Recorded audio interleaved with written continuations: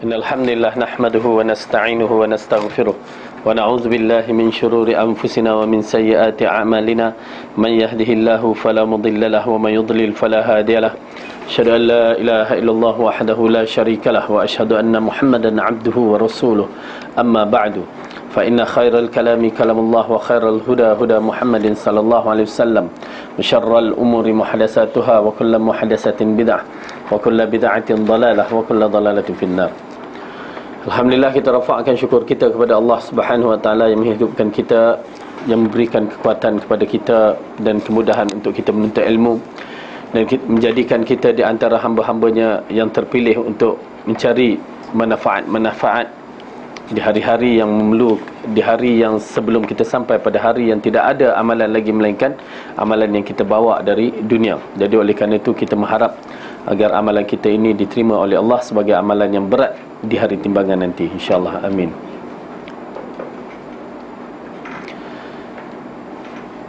Setelah kita membicarakan dalam hadis yang pertama, hadis yang berkaitan dengan ikhlas, maka kita tahu bahawa kewajipan kita memastikan amalan-amalan kita menepati syarak ikhlas dan mengikut Rasulullah sallallahu alaihi wasallam. Dalam siri amalan ini, semua amalan memerlukan dua perkara ni, ittiba'ur rasul, ikhlas dan ittiba'ur rasul. Ikhlas kepada Allah, tidak ada unsur-unsur yang berkait dengan amalan kita melainkan semata-mata kerana Allah. Tak ada riak, tak ada apa lagi, ya. Dan kedua, mestilah ittiba'ur rasul, mengikut cara Rasulullah sallallahu alaihi wasallam, terutamanya amalan-amalan yang berbentuk khususiyah, ya, seperti solat, haji, memerlukan mengikut cara Rasulullah supaya ianya diterima oleh Allah. Apabila masuk bab sedekah, kita dah bicarakan tambah lagi dua. Apa dia?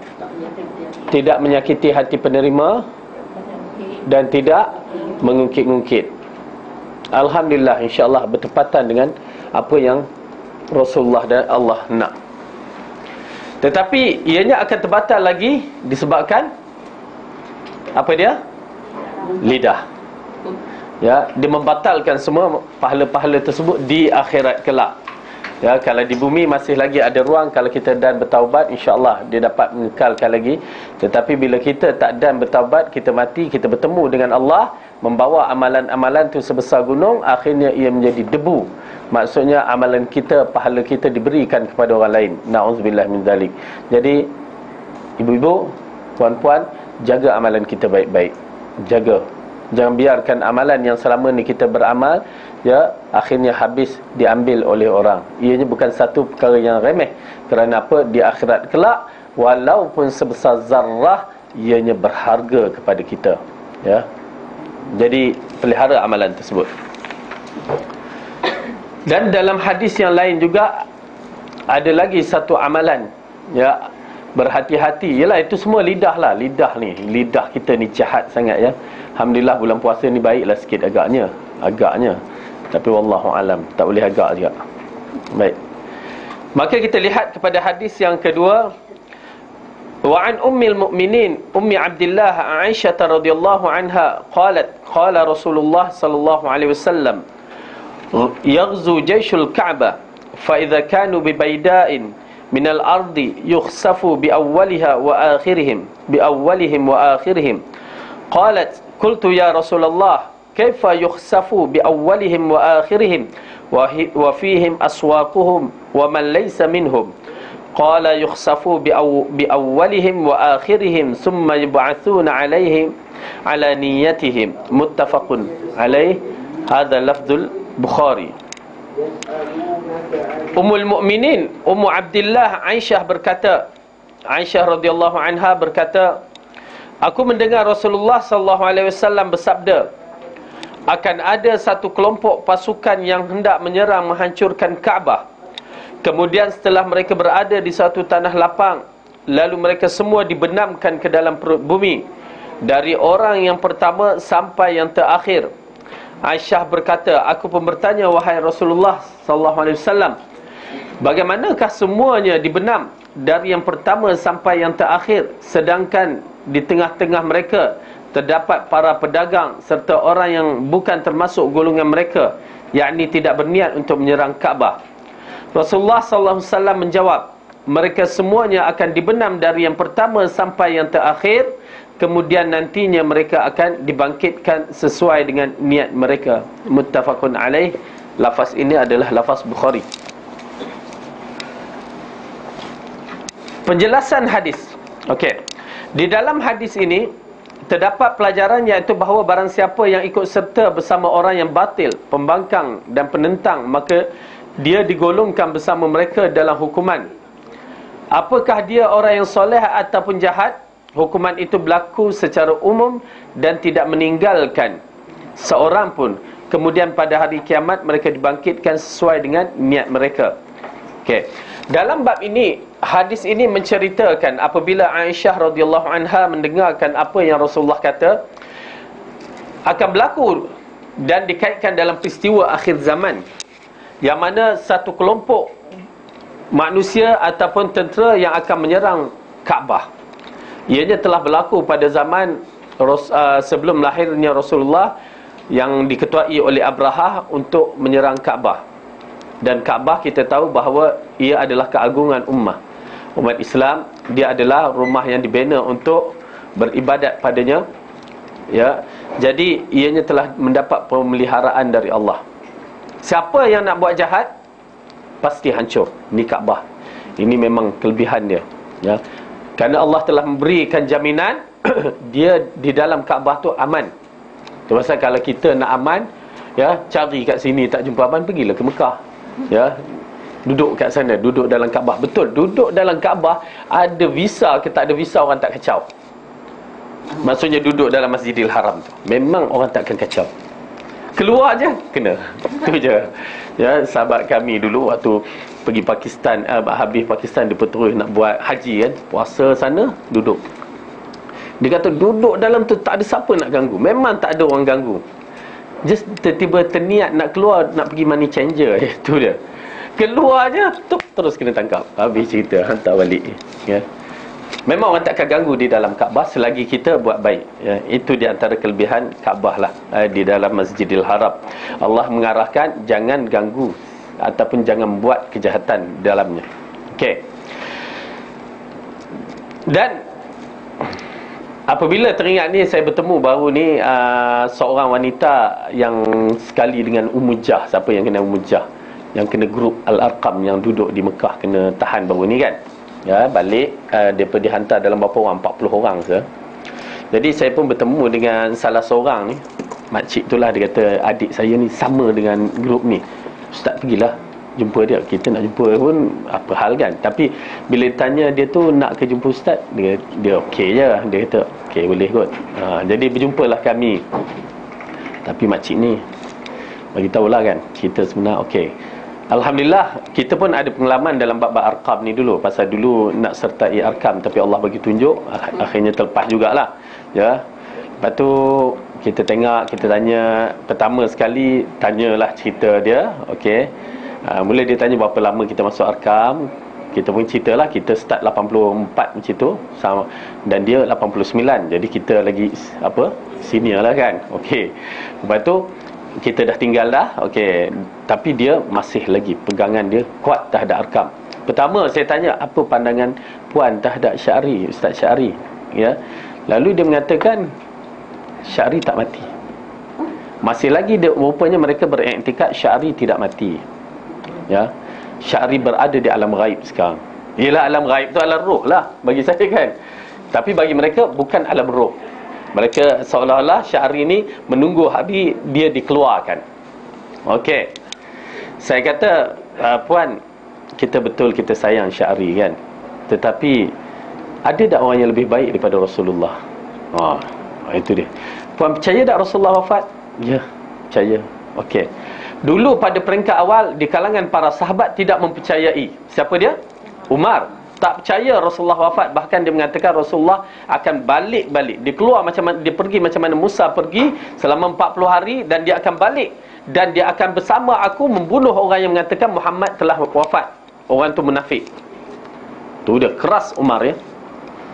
Kemudian Abu Bakar datang. Abu Bakar pun masuk rumah Aisyah dan menyaksikan mayat Rasulullah. Dibukanya mukanya, dia tengok, Masya Allah, baiknya di waktu kamu hidup dan baiknya waktu kamu mati. Lalu dicium dahi Rasulullah, ditutup balik. Lalu dia masuk ke masjid waktu Umar tengah marah-marah orang, mengatakan Rasulullah dah wafat. Lalu Abu Bakar kata, Umar, duduk. Umar tak nak duduk. Duduk, tak nak. Lalu Umar mula membaca satu ucapan yang masyhur. Man kana ya'budu, mula-mula dia memuji Allah, lepas tu dia mengatakan, man kana ya'budu Muhammadan fa inna Muhammadan qad mat. Siapa yang menyembah Muhammad, maka sesungguhnya Muhammad itu telah mati. Dan barang siapa yang menyembah Allah, maka sesungguhnya Allah itu hidup dan tidak akan mati untuk selama-lamanya. Ya, jadi ucapan tu penting bagi mukadimah orang yang macam Umar.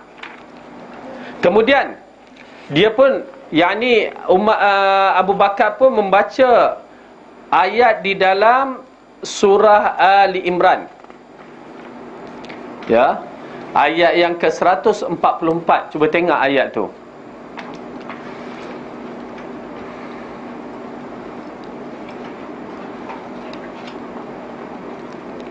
Surah Ali Imran juzuk ke-4 ayat ke-144. A'udzu billahi minasyaitonir rajim. Wa ma Muhammadun illa rasulun qad khalat min qablihi ar-rusul afa imma ta'qutilan qalabtum afa imma ta'qutilan qalabtum ala a'qabikum wa man yanqalib ala aqibaihi falan yadurrallaha syai'a wa sayajzillahu syakirin. Muhammad itu tidak lain hanyalah seorang rasul. Sesungguhnya telah berlalu sebelumnya beberapa orang rasul. Apakah jika dia wafat atau dibunuh, kamu berbalik ke belakang, yakni murtad? Barang siapa yang berbalik ke belakang, maka ia tidak dapat mendatangkan mudarat kepada Allah sedikit pun, dan Allah akan memberi balasan kepada orang-orang yang bersyukur. Ya, subhanallah. Bila kita baca tu, kita terang, walaupun Muhammad itu, dia adalah Sayyidul Anbiya, orang yang paling hebat di kalangan manusia, orang yang terpilih kekasih Allah, pun mati. Lalu Umar apabila mendengar ayat ni, terduduk dia. Dia mengatakan seolah-olah ayat ni baru je turun. Ya, subhanallah, ya, sayang para sahabat. Dan mereka akhirnya mengiktiraf Rasulullah wafat. Jadi kita pun mengatakan, walaupun begitu, ya, Rasulullah dikasihi pun wafat. Ini kan pula Syari, kita katakan Ustaz Syari itulah. Dia diam je, dia menung. Lepas tu tanya lagi, apa kes sebenarnya? Saya ingat kes visa je. Ya, rupanya bukan kes visa semata-mata, itu satu bab. Ya, tetapi itu dia cakap lah, kes berkaitan dengan i'tiqad, kepercayaan mereka Imam Mahdi. Dan dia kata boleh dihukum pancung di sana. Subhanallah, ya. Kenapa? Disebabkan pada tahun akhir 70-an dahulu berlaku satu peristiwa serangan kelompok yang mengaku dirinya Imam Mahdi di Masjidil Haram. Ya, Syiah Bahrain, dikatakan kalau tak salah saya Syiah Bahrain. Ya, berlaku peperangan dalam Masjidil Haram, ramai yang terbunuh. Oleh kerana itu mereka agak keras dalam bab ini. Nasib baik dikatakan Umujah, bila ditanya, last tu dia datang untuk bertanya tentang perkara ni, akhirnya Umujah kata jawab nak bertanya-tanya peguam saya. Jadi dia terselamat tang situ, akhirnya dihantar balik. Dan na'udzubillah, jika ada lagi iktikad begitulah yang mereka anuti, na'udzubillah, ya, rosak. Ya, sayang. Jadi kita masuk dalam bab ini berkaitan dengan satu kelompok yang akan menyerang Kaabah. Pada zaman Abrahah, Kaabah dah diserang tetapi tidak berjaya, dan Kaabah tidak akan siapa pun mampu untuk membuat kerosakannya. Jadi peristiwa ini mereka datang, waktu mereka berjalan tu menuju ke Kaabah dengan tentera-tenteranya, sampai di kawasan di Baidah, nama tempat tu Baidah. maka tiba-tiba ditenggelamkan. Ya, tanah jereluh kata orang Kedah tu, habis tenggelam. Semua yang ada kat situ, sedangkan dia berjalan kat jalan aja. Siapa yang ada tepi-tepi tu habis ditenggelamnya. Ya. Perkara ni amat penting bagi kita memahaminya. Ya. Betul kadang-kadang niat kita baik, tetapi kadang-kadang kena berhati-hati. Oleh kerana itu dalam penjelasan hadis ini, ya, dalam hadis ini terdapat pelajaran, kita tengok penjelasan tu, iaitu bahawa barang siapa yang ikut serta bersama orang yang batil, pembangkang dan penentang, maka digolongkan bersama mereka dalam hukuman, yakni dihancurkan bersama. Itu pasal kita dilarangkan, para ulama melarang duduk di majlis ahli bid'ah dan ahli hawa. Ya, majlis ahli bid'ah, majlis yang digunakan atas nama agama, kita hadir majlis tersebut. Kerana dua majlis ini adalah majlis yang selalu bala akan turun. Kalau Allah turun bala, dia tak tahu, dia tak kira siapa yang ada dalam tu, habis. Kerana kejahatan ahli bid'ah, kejahatan ahli hawa, kejahatan ahli kafir ini, yang mana dia tak kenal siapa, orang berdosa tak berdosa, habis dihancurkan. Bayangkan dalam peristiwa kaum Nabi Nuh, ya, budak-budak kecil tak ada apa pun kesalahan, habis ditenggelamkan. Peristiwa kaum Nabi Lut, habis dihancurkan.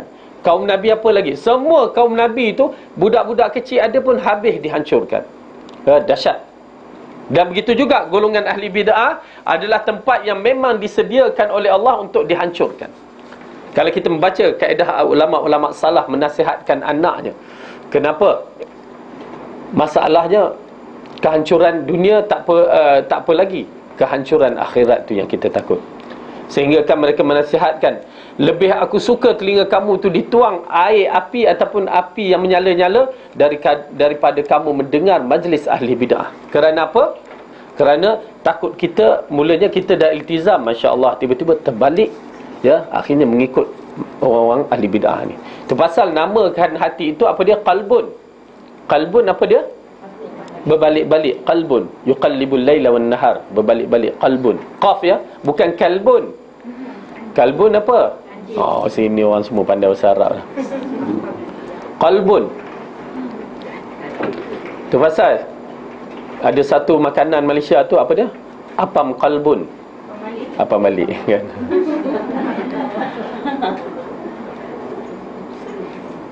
Okey. Dia berbalik-balik. Maka bila berbalik daripada sunnah kepada bid'ah, habis kita sayang. Ya, sayang kita, ya. Selama ni kita cuba beriltizam, tiba-tiba mengikut majlis ahli bid'ah, seronok pula. Habis, rosak. Oleh kerana itu setengah ulama melarang bagi kita ni mendengar majlis ahli bid'ah ataupun apa juga kaset ke apa, dikhawatiri kita akan terpikat, tergoda, menyebabkan kita lari daripada manhaj yang betul. Ya. Baik. Itu satu. Dan kedua, bila Allah nak menimpa bala, dia tak kira siapa yang ada. Di sini kita lihat ayat pada surah Al-Anfal. A'udzubillahi minasyaitonirrajim. Wattaqu fitnatan la tusibanna alladhina zalamu minkum khassah wa'lamu annallaha syadidul iqab. Dan peliharalah dirimu dari siksaan yang tidak khusus menimpa orang-orang yang zalim sahaja di antara kamu. Dan ketahuilah bahawa Allah sangat keras siksaannya. Ya. Jadi ayat ini mengisyaratkan, kalau ada orang yang buat zalim, itulah, ya, peringatan daripada Allah dan Rasulullah, hendaklah kita ada amal ma'ruf nahi munkar. Amal ma'ruf nahi munkar, yang ini menyuruh kebaikan, mencegah kemungkaran. Tak ada benda ni, bala akan turun. Ya, kita tak menyuruh kebaikan. Kebaikan senang, tetapi nak mencegah kemungkaran tu. Kita tengok orang buat kemungkaran depan mata kepala kita, rasanya sekarang dah tak mampu kita nak cegah. Paling kurang dengan hati je. Ya. Tetapi kita kena tahu, kalau kita tak cegah pada hari ni, kemungkaran tu akan masuk ke dalam rumah kita. Kita tengok couple di taman kawasan kita, kita tak tegur, tak minta pihak tertentu mengambil tindakan, kita akan tengok couple tu akan berlaku dalam rumah kita. Ya. Kerana maksiat begitu kedudukannya. Oleh kerana tu kita kena tegur. Tapi bila kita tegur jadi lain pula kan. Itu yang tak syok tu. Bila kita tegur, kita pula yang macam bersalah, lari. Yang pernah saya cerita, saya tegur artis. Ya Allah, artis ni Allah bagi petunjuk. Kita sekolah tahfiz yang dekat Ampang tu, saya mengajar dulu peringkat awal tu. Betul-betul ni sekolah tahfiz, ni tempat apa, artis-artis punya tempat rakaman, rekod apa dia punya cerita tu lah ya. Begitu kedudukannya. Bila mereka keluar, budak-budak ni kenal belakang artis. Saya tak kenal waktu tu, bawa balik Pakistan. Ni datang siapa dia ni kan. Tu pasal bila kita tegur artis tu, sebenarnya tak kenal pun artis tu siapa. Dia berkata waktu start antara tahun 2000 sampai 2004 tu dia popular. Lepas tu down sikit kan. Boleh duduk tergedik-gedik dengan lelaki depan budak tahfiz nak pergi solat asar. Nak macam berpeluk lah, bercium. La ilaha illallah. Macam mana tu agak-agak kita? Saya tak boleh. Ya, tengok macam tu, la ilaha illallah. Tegur je. Ya, duduk dalam kereta tegur. Tolong respect budak-budak. Tu je. Rupanya dikejarnya kita. Boyfriend artis tu.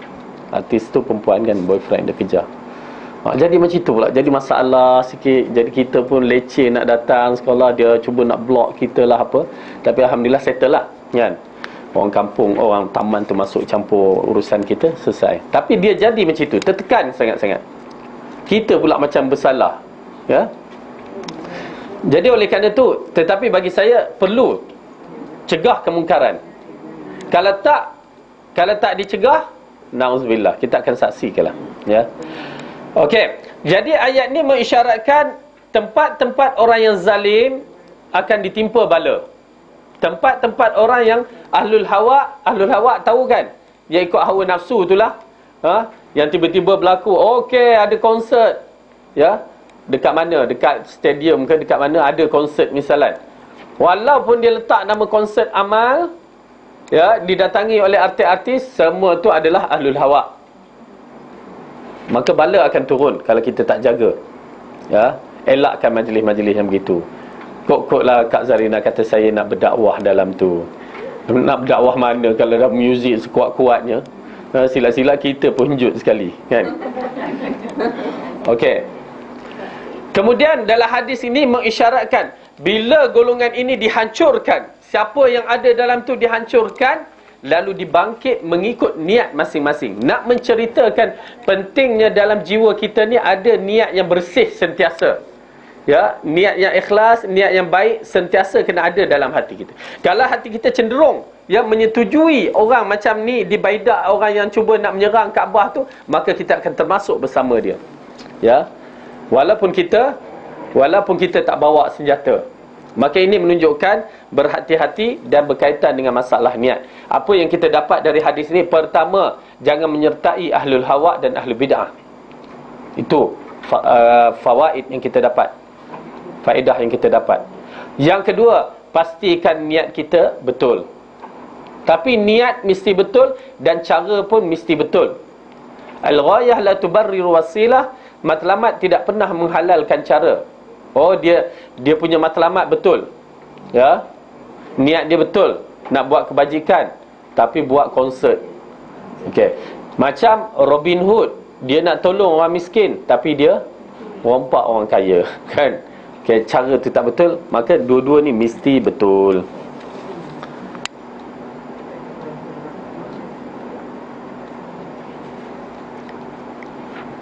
Dia dapat tak pahala? Apa dia, Robin Hood? Tak, macam ni. Ingat Robin Hood. Macam kata dia buat konsert amal tu, dia nak bersedekah kan. Tapi cara dia tak betul. Tapi dia niat nak buat amal tu. Kita nampak oleh kerana syarat amal tu mesti ada dua. Niat, lepas tu ittiba' sunnah. Niat yang betul dan mesti mengikut cara Rasulullah. Jadi tak dapat lah. Tak ada ittiba' tu. Nak bersedekah. Dia kaedah dia nak bersedekah, tapi buat benda haram. Macam ni Robin Hood tadi kan, dia nak bersedekah tapi dia rompak orang. Uish, amal baik dengan merompak kan, satu benda yang tak baik kan, dia gabungkan balik. Mana boleh. Ya, macam itu juga dalam benda-benda apa juga nampak baik tapi cara tak betul, maka hukumnya tak betul.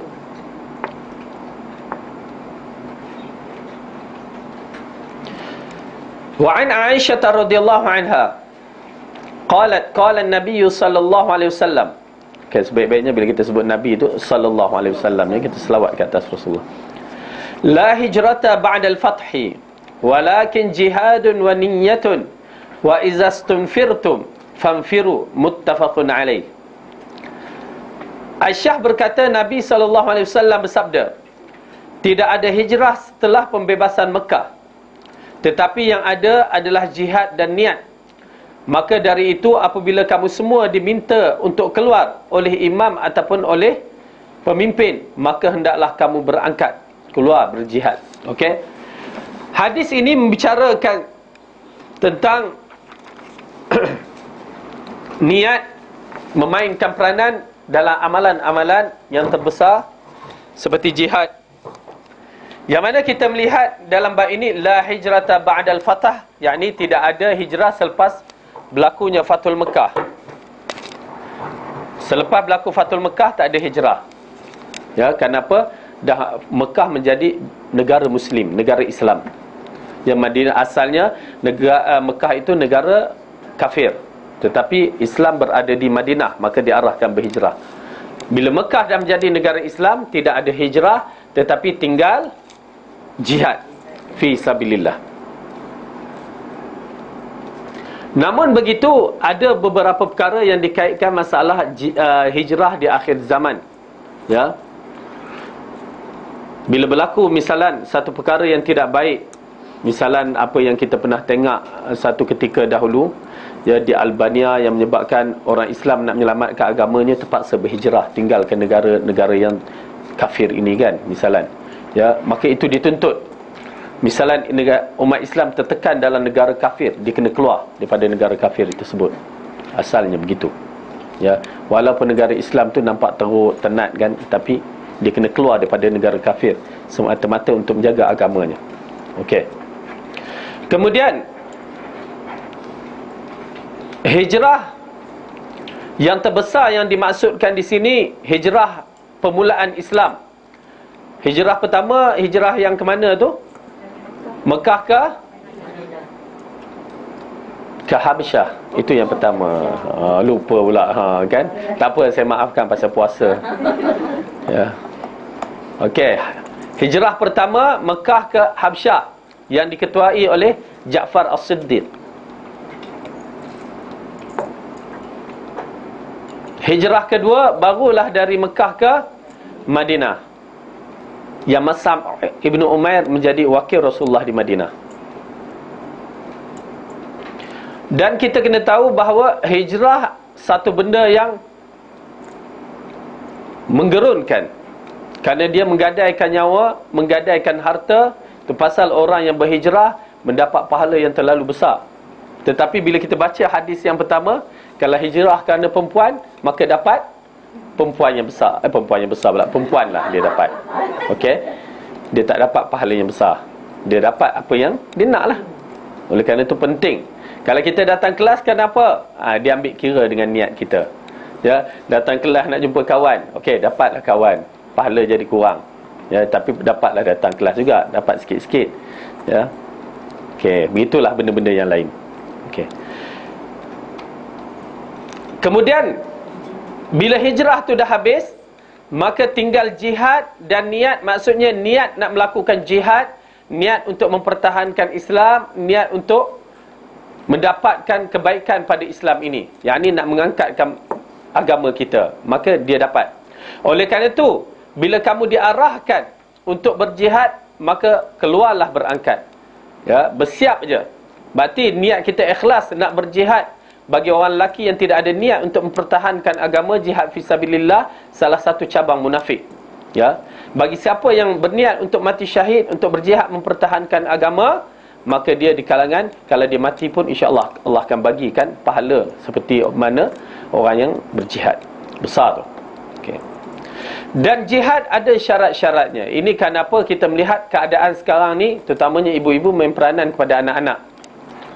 Ramai yang tersilap, terutamanya mereka melihat keadaan umat yang bergolak ini, semangat jihad mereka tinggi, kan? Tetapi mereka tidak ada ilmu dalam bab jihad. Dan akhirnya mereka terjebak dengan satu kelompok yang bunyinya jihad, sebenarnya bukan berjihad. Sebenarnya mereka adalah merosak Islam, merosakkan imej Islam, yang dikatakan golongan Khawarij. Khawarij menggunakan atas nama Islam untuk menghalalkan darah orang Islam sendiri. Dan dia menggunakan nama Islam atas nama jihad. Ya, jihad Khawarij ni. Oleh kerana itu, berhati-hati terhadap Khawarij. Kerana nama dia bukan Khawarij. Ya, nama dia lain. Mungkin nama dia Sifolan ataupun grup Sifolan, tapi sifat grup tu diambil kira. Ya, apabila dia mudah mengkafirkan manusia, maka itu di antara sifat Khawarij.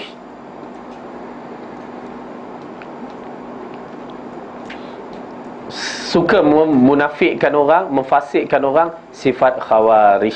Senang. Ya. Dan membicara tentang pemerintahan, sifat Khawarij. Yang ni dia bicara tentang pemerintahan, lepas tu dikafirkan pribadi-pribadi yang beragama Islam. Ya, Khawarij. Pasal ramai yang bertanya, ya, dia pun tak tahu dia tu Khawarij. Ya, tapi fikrah dia begitu kedudukannya. Dia ingat Khawarij ni ada di tanah Arab sahaja. Bila kita terangkan satu persatu sifat-sifat yang dikatakan Khawarij, baru dia datang, dia kata, Ustaz, selama ni saya tak tahu. Ya, subhanallah. Ya, rupanya ramai anak-anak muda kita. Anak muda kita sekarang menghadapi 3 masalah, ya, di bumi Malaysia ni. Pertama, dengan fahaman Khawarij ni, yang excited, yang ada komitmen tinggi pada Islam, dia terjebak dalam bab ini. Dan kedua, Syiah.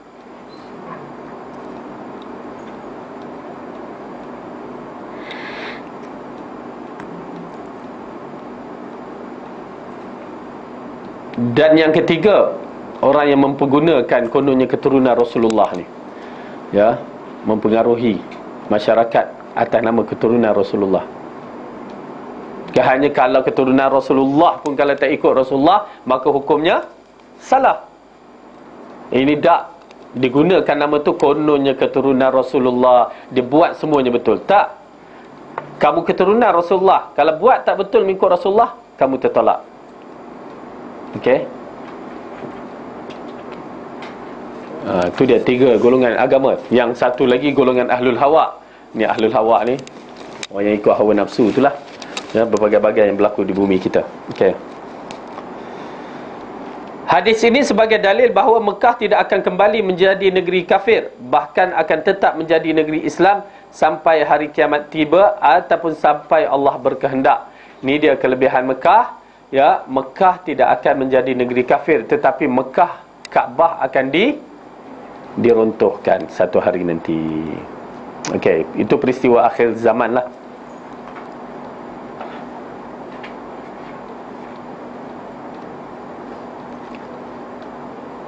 Kenapa peristiwa akhir zaman apabila Kaabah diruntuh? Rasulullah mengatakan seolah-olah aku dinampakkan lelaki Habsyi dari negeri Habsyah tu sedang mengeluarkan batu tu satu persatu dengan apa, penungkul dia. Ya, masya-Allah, waktu tu orang Islam dah tak ada, kita dah tak ada dah. Ya, kita dah tak ada, kita semua dimatikan. Ya, ibu-ibu kita dimatikan. Kalau kita pemuda lagi waktu tu, ya, sekarang perasan masih lagi muda misalan, ya, sampai waktu tu dah tiba masanya, walau pemuda dimatikan. Keluar udara sejuk dari arah utara yang dikatakan, dan ada riwayat mengatakan arah selatan. Maka dia akan pergi ke mana saja ada orang Islam, udara ni akan sampai, walaupun di dalam perut bumi ataupun dalam gunung. Ya, maka dia akan sampai, terhidu udara sejuk tu, maka kita akan mati. Ya, berarti bila kita akan mati, dunia ini dikuasai oleh orang kafir, dan mereka itulah sejahat-jahat makhluk yang Rasulullah katakan akan dihancurkan kepada mereka, dirasakan pada mereka azab kiamat. Ya, jadi mereka yang meruntuhkan Kaabah tu, boom boom boom. Okey. Okey, kalau apa ada ni, tanya, ya, tanya sebelum kita melangkah satu persatu.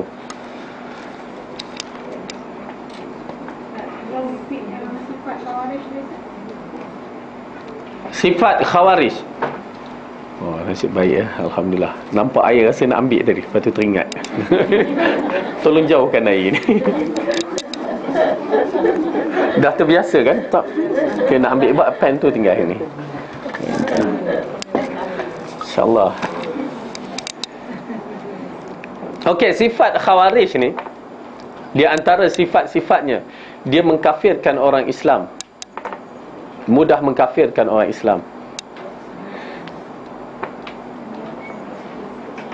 Mengkafirkan, memfasikkan, memunafikkan. Ya.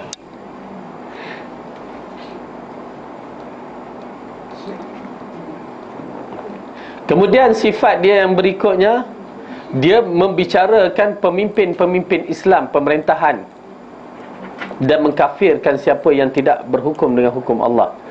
Secara terus dikafirkan tanpa alasan-alasan. Kita ada lagi alasan, ya. Masih bertanya lagi, kenapa kamu buat, kenapa? Tak, mereka tak ada kalimah tu, kafir. Misalnya. Auzubillah. Bicara tu masuk menentang.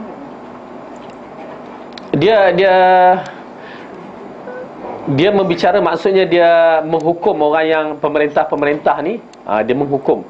Kafir je lah, bagi mereka kafir. Ya. Kalau bicara tidak setuju mengikut prosedur, dibenarkan.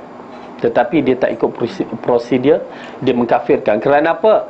Bila seorang tu bila mengkafirkan pemerintah misalnya, pribadi manusia yang ada di atas tu, maka akan terkeluar banyak perkara. Bila kafir tu, pertama boleh dibunuh, dikategorikan murtad, maka boleh dibunuh.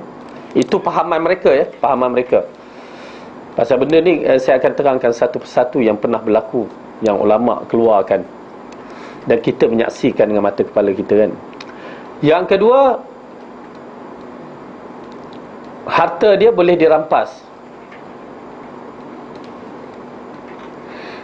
Itu kalau bila dah letakkan kafir. Yang ketiga, anak isterinya boleh dirampas juga, menjadi harta tawanan, macam tawanan perang. Dan itulah yang berlaku di Algeria pada satu ketika dahulu, ya,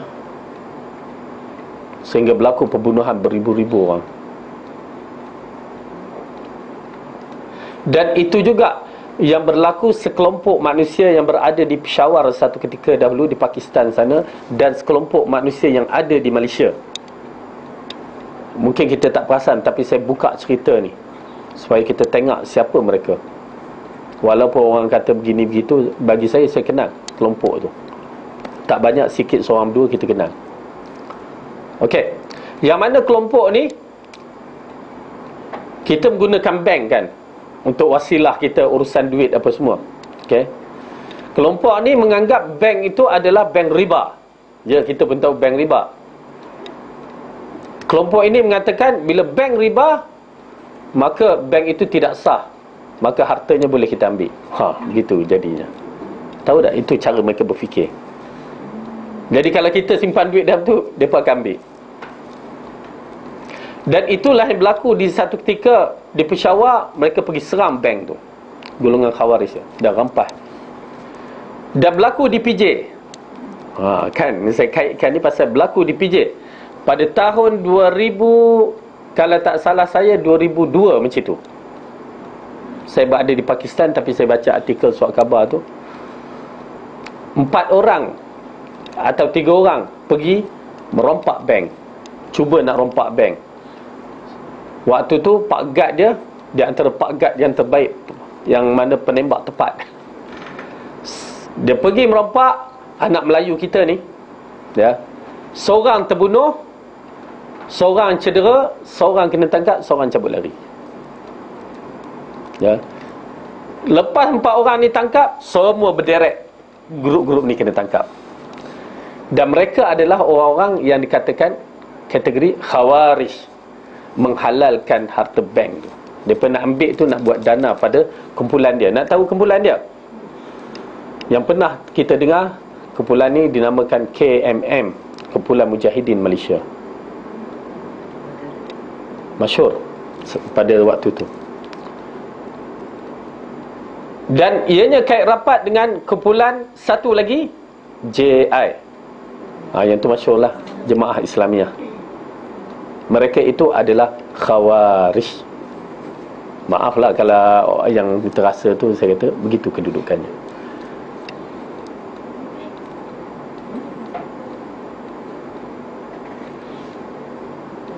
Okey. Jadi itulah di antara sifat mereka. Ada lagi sifat-sifat yang lain yang kalau depa sembahyang ni, saya pernah berjumpa dengan depa. Maaf kata, kalau orang tu sembahyang tu dia kira parti kan. Dia tak sembahyang. Dia tak sembahyang belakang orang tu. Kenapa tak sembahyang? Pasal dia sebutlah. Kita cuba tak nak libatkan politik, tapi dia anggap macam tu. Orang ni begini, tak sembahyang belakang. Saya pun terkejut. Ya? Dia sembahyang sendirilah. Saya pun terkejut. Macam tu sekali kan. Dia anggap sebab orang ni daftar parti ni, maka dia tak sembahyang. Dan dia, budak tu salah seorang yang kena tangkap dalam kes ni. Nampak tak? Cara pemikiran mereka menjadi agresif. Ya. Okey? Ya. Ada pun Syiah tak payah cerita, kita dah tahu dah kan. Syiah macam mana nak kenal dia? Macam mana nak kenal dia, saya pun tak tahu nak terangkan. Tapi bila dia mencerita konon dia memuja Ali, ya, Fatimah apa tu, ya, itulah Syiah. Ya, pasal kalau nak kenal hidung macam hidung kita juga, Jawa punya hidung kan. Yang mana yang kutuk sahabat-sahabat tu, itulah Syiah. Kita takkan bersama dengan dia, takkan boleh bersama dengan dia, kerana mereka adalah agama lain daripada agama kita sebenarnya. Kita baca hadis Bukhari Muslim, mereka tolak. Dia kata kami ada hadis kami sendiri. Nak cakap macam mana kan? Dan mereka adalah sejahat-jahat manusia juga, dan bertopengkan agama. Ya? Hadis apa tu? Dia guna hadis Syiah dia tu. Dia ada hadis, buku hadis dia. Kadang-kadang mungkin kita akan jumpa hadis riwayat Khomeini itu sendiri. Macam saya pergi ke Indonesia tu, nak tengok buku yang dikatakan sekolah agama di antara sekolah yang termasyhur, ya. Tiba-tiba tengok buku dia jual kitab, wallahualam lah kan, dia suruh jadi rujukan ke apa ke. Tapi kita matan arba'in Imam An-Nawawi, ya, hadis 40 Imam Nawawi. Tiba-tiba hadis 40 Imam Khomeini. Ui, terkejut kita kan. Tak benar. Dia tengok yang saya pun baca, yang diriwayat oleh yang siqah. Dia siqah tu, yang dipercayai. Kemana sampai Khomeini. Amboi, senangnya kan. Ya, siqah tu siapa dia siqah, kita pun tak tahu. Siapa yang dipercayainya. Okey, itu dia. Dua kelompok besar yang berada di bumi kita, yang kita terpaksa berhadapan dengannya.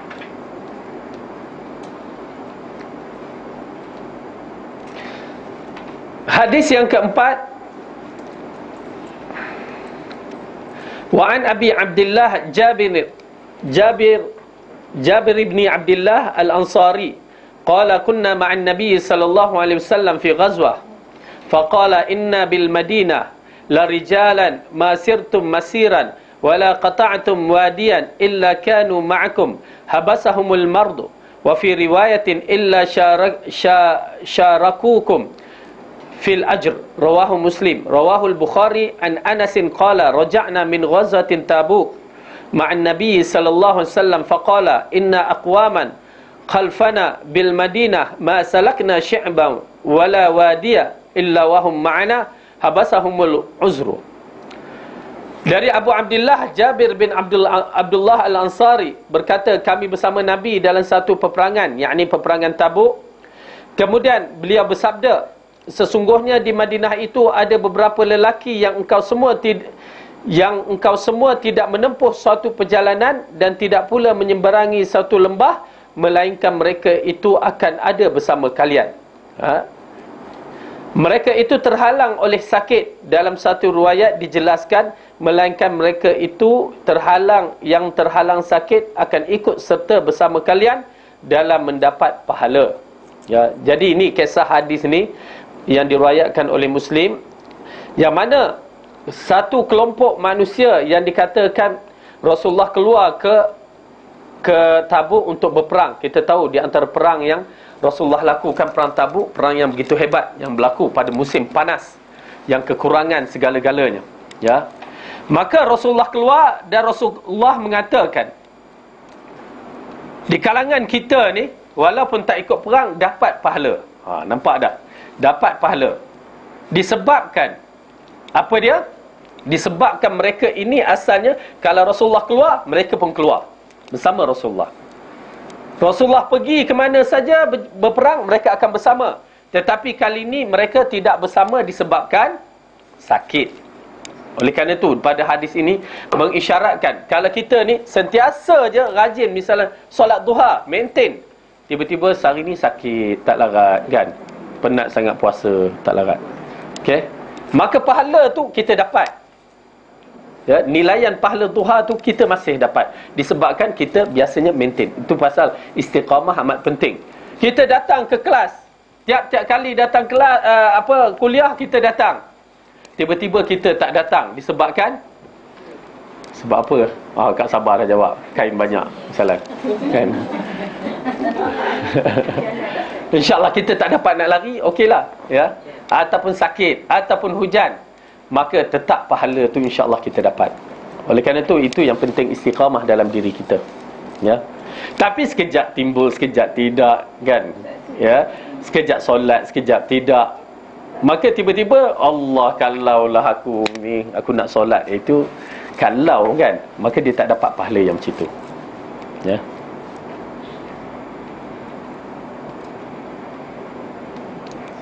Jadi dalam hadis ni menunjukkan, ya, menunjukkan orang yang ada niat dia, ya, untuk berjihad tetapi terhalang, maka pahala yang didapatkan adalah seperti pahala berjihad juga. Besar pahala ni. Tidak ada di antara pahala-pahala terbesar, ya. Di antaranya pahala itu adalah seperti pahala jihad.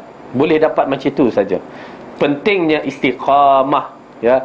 Pentingnya istiqamah, kena istiqamah, maintainkan. Sedangkan dalam riwayat Bukhari, kami kembali dari perang Tabuk bersama Nabi, lalu baginda bersabda, sesungguhnya ada beberapa kaum yang tinggal di Madinah, tidaklah kita menempuh suatu lereng ataupun lembah, melainkan mereka bersama dengan kita. Maksud bersama dengan kita, yakni bersama dari sudut pahala. Mereka itu terhalang oleh uzur, sakit. Jadi penjelasan dalam hadis ini terdapat isyarat bahawa orang yang keluar di jalan Allah dalam rangka untuk bertempur dan jihad, maka baginya pahala selama perjalanannya. Oleh kerana itu Nabi bersabda, tidaklah kalian menempuh suatu perjalanan dalam lereng atau lembah, dan tidak pula menyeberangi suatu lembah, tidak pula bukit, melainkan mereka itu akan ada bersama kalian, yakni pahala mereka dapat. Ya, subhanallah. Penting, ya, dalam bab ini pentingnya istiqamah dan ikhlas. Niat kita betul dan istiqamah kita dalam beramal, kita boleh dapat. Ya, Kak Kak Zina, ambil tu, jangan biarkan. Jadi niat, ya, alhamdulillah aku nak tahajud misalnya, kan, niat tu dah dapat poin pahala, buat lagi dapat, ya. Tiba-tiba tak buat, tak apa, esok niat dah ada pahala. Jadi istiqamah tak niat je, amalan tak ada istiqamah, kan. Cuba, kalau InsyaAllah mudah-mudahan ada niat tu adalah, kan, ya, ada azam. Ya, cubalah walaupun dapat 2 rakaat, kan, ataupun witir. Jadi yang penting tu istiqamah tu. Okey, ada apa nak soal kat sini pula? Kita melangkah satu hadis. Kalau ada apa nak tanya, ya. Takut nanti akhir nanti kita terlupa nak tanya, ya. Setengah orang tu dia nak tanya tapi dia tak note, kan. Bila jumpa Ustaz Fadil, saya banyak nak tanya tapi habis lupa. La ilaha illallah, habis lupa, hilang apa yang nak tanya. Jadi kalau kita dah berlalu je tanya, ya, insya-Allah boleh jawab, kita jawab. Okey. Wa an Abi Yazid Ma'nin ibni Yazid ibni al-Akhnas, wa huwa wa abuhu wa jadduhu sahabiyun. Masya-Allah, 3 keturunan ni, ya, semua sahabat Nabi, cucu, bapa dengan atuk dia. Qala kana Abi Yazid akhraja dananiru yatasaddaqu biha, fa wada'a 'inda rajulin fil masjid, faji'tu fa akhastuha apa tu?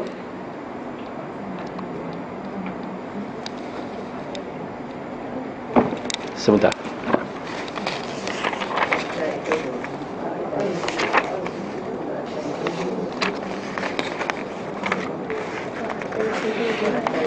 Fa'atatuhu. Okey. Kana Abi Yazid ukhriju dananir yatasaddaqu biha fa wada'a 'inda rajulin fil masjid faji'tu fa akhastuhu fa ataituhu biha fa qala wallahi ma iyyaka aradtu fa khasamtuhu ila Rasulillah sallallahu alaihi wasallam fa qala laka ma nawaita ya Yazid wa laka ma akhasta ya Ma'an. Rawahul Bukhari. Okey. Dari Abu Yazid, Ma'an bin Yazid bin Akhnas, ya ayahnya dan datuknya termasuk dalam golongan sahabat. Ia berkata, ayahku iaitu Yazid mengeluarkan berapa dinar untuk disedekahkan. Beberapa dinar. Ya, Masya Allah. Mereka sedekah emas. Ya. Kerana zaman tu adalah zaman emas. Berapa satu dinar? Ya. Berapa satu dinar sekarang? 800 berapa ya? Okey, tak apa. 1 gram berapa sekarang ni? 100. Ya, 28 yang terbaru ke? 130, 32. Okey, tak apalah, 130. Ya, emas turun dah. Ibu-ibu nak raya ni kecewa. 130. Ya. 1 dinar 4.25 gram. Okey. Dia sedekah. Okey, dia sedekah beberapa dinar. Lalu dinar itu diletakkan di sisi seorang lelaki di dalam masjid. Ya, dia letak kat situ. Dia tak bagi kat lelaki itu, tapi dia letak seolah-olah umum, kan? Ataupun dia tujuan kepada lelaki tertentu, dia letak kat situ, maka lelaki yang miskin akan ambil. Orang kaya biasanya tak ambil. Kemudian aku datang, agaknya ini zaman dia kecil-kecil dulu, ya. Dia tengok ada duit tu, tempat yang biasa orang letak sedekah macam kita kalau kat masjid tu, orang letak pisang, kan? Orang tahu pergi ambil. Ya, orang letak air-air, boleh minum. Macam itulah. Ni dia letak dinar, orang tu kata, ya, Yazid ni kata, ini untuk sedekah kot, kan? Dia pun ambil. Kemudian aku datang mengambilnya, lantas memberikan kepada ayahku. Yang ni aku tunjuk pada ayahku. Maka ayahku berkata, demi Allah, bukan engkau yang kuhendaki untuk sedekah. Bukan kamu yang aku nak bagi sedekah ni. Orang lain. Tapi Yazid dah ambil. Dia pun dia kata, dah saya ambil, saya punyalah. Jadi berlaku sedikit pertelingkahan teknikal. Maka hal tersebut aku adukan kepada Rasulullah. Ayah dah letak tempat untuk bersedekah. Dia pun, Yazid pun tak tahu itu duit ayah dia. Jadi dia ambil. Lepas tu dia ceritalah. Ayahnya kata, itu duit aku. Aku sedekah untuk orang lain, bukan untuk kamu. Yazid kata, dah kira kategori sedekah. Jadi bertengkar. Lalu dia bertemu dengan Rasulullah. Lalu aku adukan kepada Rasulullah. Baginda bersabda, wahai Yazid, ni bapak dia ni, bagimu apa yang kamu niat. Kamu niat sedekah. Siapa yang ambil? Ya, tak kira siapa, maka kamu dah dapat pahala sedekah. Ya, subhanallah. Dan wahai Ma'an, dinar tu kamulah dapat. Ya, seronoklah Ma'an, kan? Jadi boleh buat lagi. Maksudnya, kalau nampak tu bolehlah ambil, tak jadi masalah. Jadi itu di antara perkara yang kita lihat, dianya tak menjadi masalah. Okey. Dalam hadis ini terdapat beberapa faedah yang boleh bagi seorang ayah bersedekah pada anaknya, begitu sebaliknya. Dan boleh juga bagi seorang ayah memberi zakat pada anaknya dengan syarat bahawa itu tidak menjadikan terbebas dari kewajipan atasnya. Di sini ada masalah sedikit, ya. Kerana dikatakan, ya, notkan di situ, seorang ayah tidak boleh memberi zakat pada anaknya yang sebenar. Dia tak boleh bagi zakat pada anak, cucu, cicit, piut, piat apa semua tu. Dan anak tak boleh bagi zakat kepada ayah, tok, nenek, moyang. Ada pula monyet nak, kan? Mana pula Charles Darwin punya grup ni. Ya, dia tak boleh bagi kerana itu adalah tanggungjawab. Ya, tanggungjawab. Wallahu a'lam.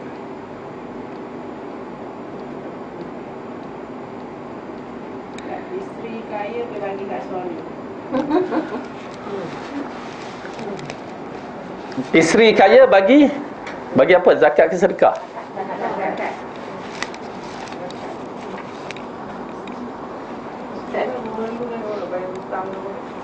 Wallahu a'lam. Kalau zakat kan, Saya tak nampak. kalau anak murid dia bagi ke guru Quran dia, macam mana macam kat kampung-kampung? Dia tengok kedudukan guru Qurannya macam mana. Zakat fitrah. Oh, fitrah. Dia tengok. Okey, dia tengok. Kita biasa membicarakan kalau zakat 8 asnaf yang kita ambil kira. Okey. Kalau tok guru tu datang pakai pakai BMW, kita bagi kan, itu ada masalah. Ya, zakat kita ada masalah. Tidaklah sampai BMW, tapi cakap level biasalah, cuma makan je. Tak, kita kena tengok juga. Kena kaji banyak benda kan. Kena ikut asnaf lah sebaik-baik. Pasal banyak di kampung-kampung kan, dia bagi ke guru Quran. Tidaklah, kalau guru tu adalah layak, maka tak jadi masalah. Ya. Kalau guru tu miskin, dia kena tengok 8 asnaf tu lah. Kena ambil kira bagaimana kedudukan dia ni. Bagi saya, macam kami buat program Ramadan, saya pun tak istihar pada jemaah ke apa. Kita memang buat pada akhir Ramadan tu, kita pergi rumah-rumah orang, kita akan cek dia merokok ke tidak. Itu kena ambil kira. Kat rumah dia ada esro ke tidak kan. Esro ada, memang tak layak zakat. Pasal apa? Dia tak reti menggunakan harta. Kenapa rokok tak boleh? Sebabkan dia tak reti menggunakan harta. Pasal apa? Kalau satu kotak rokok berapa, Kak? RM10. Wah, Kak tahu. Saya pun tak tahu. Bayangkan RM10 satu kotak, yang biasa setengah orang yang dah ketagih satu hari satu kotak. RM10 dia sanggup berbuka dengan rokok daripada buka dengan tamar. Kan? RM10. Bayangkan RM10, Kak makcik kan. RM10 dibelanjakan sehari, 30 hari, RM300. Tak layak dah. 10 bulan, RM3,000. Setahun, RM3,600. 3 tahun, 4 tahun tu kalau dia tak pergi ke Mekah, hukumnya haram dia. Dia bukan miskin. Yang bahaya. Tu pasal orang merokok ni bahaya dari sudut hukum. Saya tak mampu, seorang tu saya tak mampu, hanya merokok satu hari 2 kotak so. Subhanallah. Tu yang jadi pakcik tu marah. Ustaz Fadil tu, dia tak panggil Ustaz Fadil tu, keras sangat. Bukan masalah keras. Masalah ni zakat. Sedekah tu lain cerita, tapi zakat ni kan kita teliti dalam bentuk orang nak bagi. Ada pula apa yang ada esro tu. Kamu miskin tapi ada esro. Uish, dahsyat tu. Kan? Saya pun tak ada esro. Maksudnya nak bayar esro tu berapa ya sebulan? Ikut package kan. Ya, ada yang 50 kan. Berapa? Kalau disuap anak tu makan, berapa banyak boleh suap. Tapi dia tak reti. Kalau peti ais tu kita raikan. Hatta kalau TV pun sebenarnya kita tak berapa, tapi masih lagi diraikan. Tapi kalau ada esro tu penyakit. Ada rokok lagi penyakit. Kan? Jadi orang-orang yang macam ni, yang dua ni saya nampak memang tak layak untuk terima zakat, walaupun dia kata dia miskin. Ada orang tu dia memang anak buah saya lah. Dia kata dia layak dapat zakat kita lah. Dia kata kalau nak berzakat bagi kat dia. Tapi dia, suami dia memang imam kat satu kampung lah, kat Kelantan kan. Dia pasal dia mengaji pondok tu. Lepas tu dia nak collect duit zakat daripada kita. Tapi macam mana kita nak tahu kan yang berapa zakat? Kata katalah 10 orang bayar zakat kat dia. Dia dah berapa? Saya bagi kata 100. Dah berapa orang lah? Nah, itu ialah itu pasal kita kalau boleh dapatkan kepastian betul-betul. Itu pasal kita galakkan terjun ke tempat-tempat ni, kita tengok betul-betul. Lepas tu konsep zakat ni sebenarnya konsep zakat membimbing, bukan bagi itu dahlah kamu lantak kamu, tak. Dia bimbing dakwah. Itu pasal kenapa bagi pada muallafatil qulub, untuk lembutkan hati orang yang masuk Islam, baru masuk Islam ataupun dah masuk Islam. Lepas tu dibimbing. Itu pasal Abu Sufyan pada peringkat awal dia masuk Islam kerana kekayaan, kerana harta. Tetapi Rasulullah bimbingkan, ya, akhirnya dia kata aku masuk Islam kerana Allah. Maksudnya dia jadi cinta kepada Allah. Begitu. Kita bila bagi itu, dahlah kamu lantak kamu. Silap, saya katakan. Kita teliti, terutamanya kita faham Quran Sunnah, kita nak bimbing. Kerana zakat ataupun harta ini dia akan menguatkan satu organisasi, satu golongan dah. Silap kita bagi. Misalnya cerita sekolah tahfiz di Juruzan yang Ulu Langat kan. Macam mana tu? Tengok-tengok ajaran sesat, Jangan. sakit kita, letih kita. Kantoi lah. Tak adalah nak kata kantoi, wallahu alam, tapi benda tu kantoi lah. Dia jadi macam tu. Itu belum lagi kita bagi tu, dia hentamnya kita balik. Habis cerita. Oleh kerana itu berhati-hati dalam mengagihkan benda ni, kena teliti betul-betul amanah. Tak semudah itulah. Senarai benda zakat tu, kan ada orang dia ke situ, orang yang berhutang. Berhutang itu bukan berhutang BMW kan. Dia main berhutang, kata semua berhutang kan. Tak, berhutang ni maksudnya dia berhutang di sudut keperluan. Kita lihat di sudut tu. Ya, asas. Maksudnya kalau rumah tu yang harga ratusan ribu pun, itu bukan dikategorikan orang yang berhutang. Ini memang dia tak ada duit apa, kita bantu dia. Anak-anak bekerja semua, kalau dia duduk rumah anak dia, tapi anak-anak dia ada semua yang bekerja pun elok-elok, tapi dia boleh cakap, kau nak bayar zakat kan bayar kat aku sebab aku ada hutang gitu. Jangan, ni macam tu jangan bagi. Lagi bertambah hutang dia. Dia dah tahu boleh dapat macam tu. Ya. Silap-silap hutang, kita cek hutang apa kat oi? Hutang makeup, hutang lagi berat. Hutang-hutang yang bentuk asasi yang kita tengok. Bukan hutang-hutang bentuk macam tu. Kita bagi kat suami kita tak ada ni. Kita bagi kat suami kita. Saya nampak ada masalah sikit, nanti saya perhatikan. Sedekah boleh, zakat saya tak rasa. Ya. Pasal suami isteri kaya, suami menghadapi masalah. Kesian. Jadi isteri tadi boleh, saya baca dalam surat khabar. Ya, nanti saya cek balik. Sahabat Nabi kan.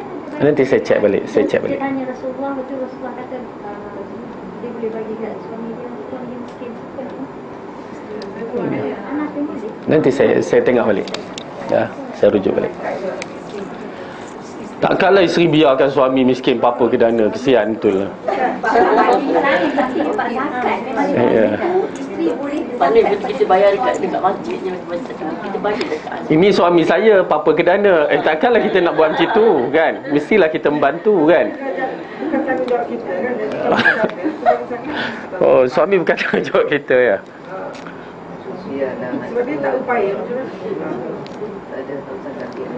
Okey, nanti saya cek balik bab tu. Tak kredit kad. Pasal memang harta isteri lah. Harta suami harta isteri.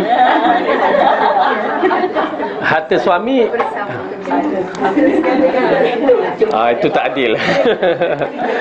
Ingat suami je yang tak adil, rupa isteri pun tak adil, perempuan-perempuan pun tak adil. Okey, harta suami punya. Melainkan jika suami itu kedekut, maka isteri boleh ambil hak mana dia ni. Ataupun suami mengizinkan, buatlah apa saja hartaku. Itu tak apa. Ya, asalnya harta suami. Kena faham elok lah. Ya. Lepas tu kalau suami itu memang kedekut, maka kita boleh ambil untuk keperluan asas. Okey, untuk anak-anak. Dan harta suami juga boleh diambil bila suami kata nak ambil cek, buat pandai kamulah. Itu lagilah, alhamdulillah dapat. Ya, itu lagi. Ya. Itu harta yang boleh dikatakan kita miliki. Kemudian harta isteri suami tak boleh. Ya, walaupun isteri itu kedekut, suami tak boleh ambil untuk kepentingan dia. Walaupun nak beli sesuap nasi, tak boleh. Dia kena minta izin isteri. Hebat tu kan. Jadi harta isteri. Kalau isteri kata ambil, baru boleh ambil. Ya. Begitu kedudukan. Itu nasib suami lah. Nasib lelaki. Okey. Jadi kecuali harta sepencarian, itu kena pandai lah pula. Ya, kena pandai pembahagian dia. Okey, jadi dalam bab tu nanti saya tangguh dulu. Saya tak berani nak bercakap. Saya akan tengok perbahasan, macam mana perbahasannya. Ya. Okey, kita stop di sini. Ya. Banyak soalan. Ya. Tentang maksud fisabilillah. Okey. Salah satu daripada asnaf itu adalah fisabilillah kan? Okey. Apa maksud fisabilillah? Okey, dalam bab ini, dalam asnaf yang dikatakan fi sabilillah, dia kalau mengikut fatwa Syekh Ibn Baz, dia masih ada yang menganggapkan fi sabilillah ini bentuk jihad fi sabilillah semata-mata, ataupun yang berkaitan dengan pengurusan peperangan jihad, lebih banyak berbentuk begitu. Tetapi bila tengok di antara fisabilillah ke Ibnu Sabil, Dalam asnaf asnaf zakat tu. Salah satu dari asnaf zakat. Fi sabilillah. Apa maksud dia? Kita nak dekat sekolah tahfiz. Okey, kalau sekolah kalau berbentuk pelajar, dia termasuk dalam dikaitkan dengan Ibnu Sabil.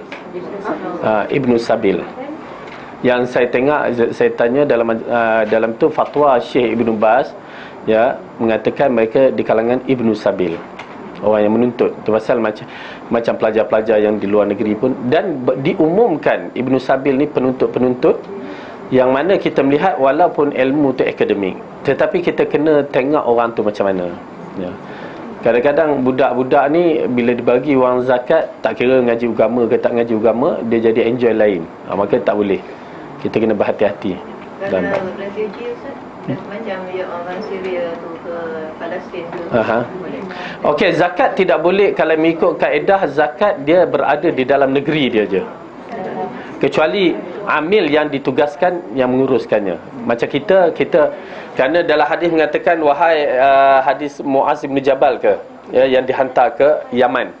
Lalu dikatakan seru kepada mereka kalimah la ilaha illallah. Jika mereka menerima, bagi tahu tentang solat.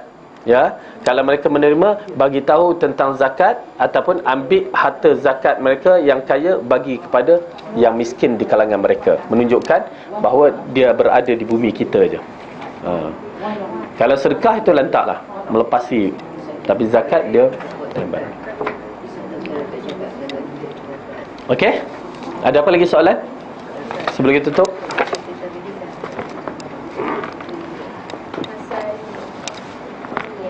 Upah niat.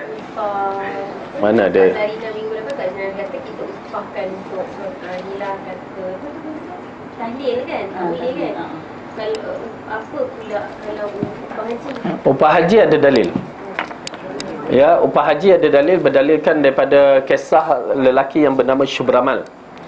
Ya, upah haji upah haji pula. Upah haji tak ada dalil. Badal haji ada dalil. Upah haji pula. Ustaz ni. Badal haji maksudnya orang lain menghajikan orang yang sama ada mati, yang dah mati, ataupun dah uzur yang tak mampu langsung-langsung. Ya. Tapi dikaitkan dalam hadis Syubramal ini adalah badal haji. Dia menghajikan mak dia ataupun bapa dia, ganti dia menghajikan, maka di situ tak apa. Ya, tak apa. Itu pun menjadi khilaf siapa yang boleh membadalkan atau menggantikan haji dia. Saudara mara yang rapat ke, orang lain luar ke, wallahu alam. Perbahasan ulama besar, maka kita longgarkan, boleh belaka. Cuma berhati-hati, pasal saya pernah duduk di Mekah. Orang tu minta upah haji, yang orang buat haji pun, orang yang bagi upah tu bengap. Yang buat upah haji pula bengap juga. Nanti jap. Jadi yang syoknya, dia itulah haji, dia nak buat haji tu, dia pun ambil upah haji. Ya Allah, haji apa yang dia buat? Haji dia dan haji orang tu dia buat dua-dua sekali. Silap kan? Syarat buat badal haji, pertama haji dia mesti clear, dah buat haji pada satu ketika dahulu, baru dia nak buat untuk orang.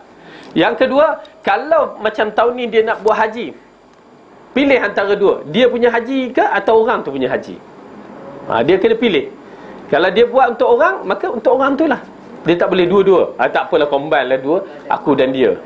Tak boleh. Ataupun ini pula penyakit. Itu pasal macam saya suka kita cuba berhati-hati, ya. Bila tengok bagi orang yang membuat haji, dia tahulah orang Mekah kan, bagi kat siapa kadang-kadang dia bagi orang yang tak reti buat haji. Kita, kebanyakan Indonesia, petani. Bila saya tengok sahabat macam kita cari pelajar-pelajar kan, pelajar-pelajar kita bagi. Bila pelajar-pelajar yang mengaji di sana buat, insya-Allah. Ini bagi orang yang tak reti tu buat, yelah dia sekadar macam itu je lah. Jadi leceh sikit lah. Dia macam orang nak cium Hajar Aswad tu kan, dia bayar duit dekat apa tu, ada orang yang tolak-tolak tu. Tolak tu. Lepas tu dapat memang dapat. Begitu. Jadi aku dia bayar dekat orang dekat Indonesia. Tak apalah. dah nak cium. Tapi asalnya kalau kita tak mampu, ya memang ada satu grup endon ya. Dia tengok kita dari jauh, alah kesiannya makcik tu. Dia kata, makcik nak cium. Nak kata. Okey. Kadang-kadang dia ambil perjanjian di situ, kena bayar sikit. Kadang-kadang dia tolong, lepas dia tolong tu memang dapat lah. Dia ada 4-5 orang dikepungnya kan, akhirnya dapat cium. Lepas tu dia tuntut. Tuntut tu masalahnya kita tak bagi limit berapa. Kadang-kadang berapa ratus dia minta tu, kita terpaksalah tengok. Dah dapat cium, kita tak bayar macam ni. Wallahualam. Kalau kita janji, tunaikan janji. Itu je. Kalau dah berjanji, tunaikan janji. Kalau kita tak janji, dia nak kata, itu pulang kan. Apa dia? Tak boleh apa tu? Itu khilaf lah. Masalah khilaf berlaku. Masa orang tak mengajar itu dia tak boleh. Masalah khilaf. Okey, ibu-ibu dalam masalah fiqah dia banyak masalah khilaf yang mana kita kena raikan lah. Ya. Pasal bila disebut macam haji, kadang-kadang wa atimul hajj wal umrata lillah kan, haji dan umrah dikait rapat. Kadang-kadang bila haji tamattu' misalan kan, ya, haji ifrad tu dia haji je lah. Tapi kalau kena haji tamattu', haji qiran apa semua tu dia lain dah hukumnya. Ya. Zakat yang isteri kepada suami itu Ibnu Mas'ud. Tak apa, nanti kita rujuk. Saya rujuk balik.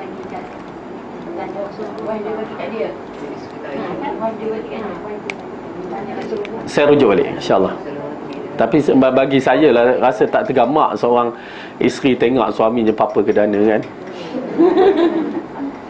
Ustaz kata tadi seorang ayah tak boleh bagi zakat pada anak dia kerana itu tanggungjawab dia, dan anak tak boleh bagi pada siapa? Kepada yang atas dia tu.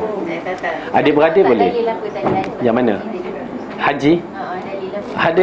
Itulah hadis Syubramal tu. Haji Syubramal yang terkenal dengan nama Syubramal.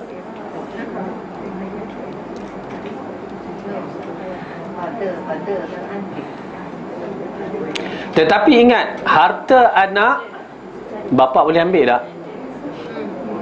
Boleh. Bapa dan mak ada hak harta anak.